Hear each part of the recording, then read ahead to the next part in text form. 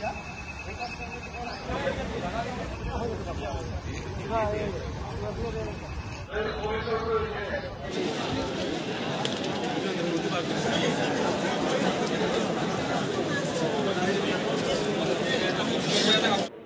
আমাৰ 221টা polling station Bongaigaon সদৰত সকলো polling পাৰ্চনেলক আজি এতিয়া মেটেৰিয়েল ডিষ্ট্ৰিবিউশ্যন কৰা হৈছে আৰু তেওঁলোকে আজি নিজ নিজ যিটো পলিং ষ্টেচনত এছাইন কৰা হৈছে তালৈ তেওঁলোক ৰাওনা হ'ব।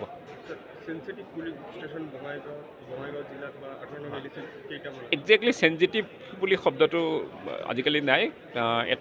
কিছুমান পলিং ষ্টেচন আছে ক্ৰিটিকেল বুলি কয় আৰু তেনেকুৱা ক্ৰিটিকেল পলিং ষ্টেচন বঙাইগাঁও সমষ্টিটোত 21টা আছে আৰু এজ এ হ'ল গোটেই ডিষ্ট্ৰিক্টখনত 185টা আছে।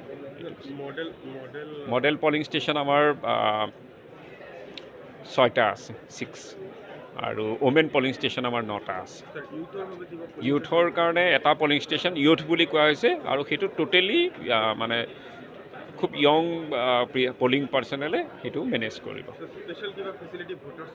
দিয়া আছে প্ৰত্যেকটো বিভিন্ন ব্যৱস্থা কৰা হৈছে। ইলেকশ্যন কমিশ্যনৰ গাইডলাইন অনুসৰি গোটেইখিনি ব্যৱস্থাপনা কৰা হৈছে।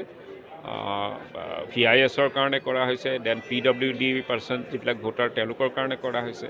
85+ ভোটাৰখিনিৰ কাৰণে আমি হোম ভোটিঙৰ ব্যৱস্থা কৰিছিলোঁ আৰু যিসকল বয়োজ্যেষ্ঠ আহিব তেওঁলোকক আমি অগ্ৰাধিকাৰ ভিত্তিত সেই হিচাপত আমি ভোট দান কৰাৰ গোটেইখিনি ব্যৱস্থা কৰা হৈছে। Thank U.